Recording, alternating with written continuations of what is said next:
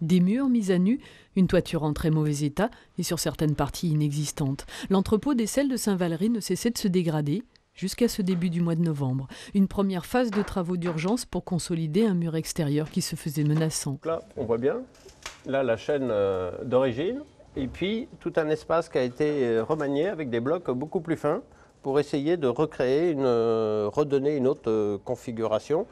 Une belle structure, des murs épais, près d'1,20 m, bâtie ainsi pour contenir la poussée des tonnes de sel stockées ici sous l'Ancien Régime. Le projet de la ville, construire ici un complexe culturel, économique, associatif, en gardant pour base l'ancien bâtiment.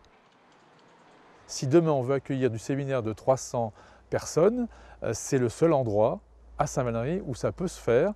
Ça ne sera pas ailleurs parce qu'ici on a une capacité en chambre d'hôtel, d'hôtes, de gîtes de qualité qui peuvent tout à fait accueillir ce genre d'économie.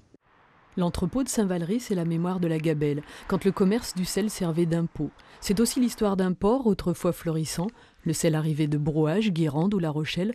De Norvège venaient des bateaux chargés de bois, des tonneaux de vin remontés du sud de la France.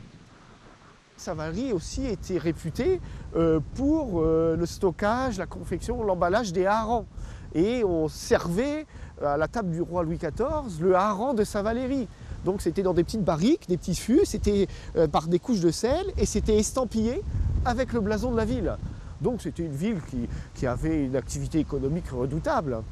Pour aller au-delà des travaux d'urgence, une consultation a été lancée. Le conseil municipal de Saint-Valery, épaulé d'un assistant à maître d'ouvrage, choisira en février prochain les entreprises chargées de la réhabilitation générale du monument historique, la plus belle ruine de Saint-Valery.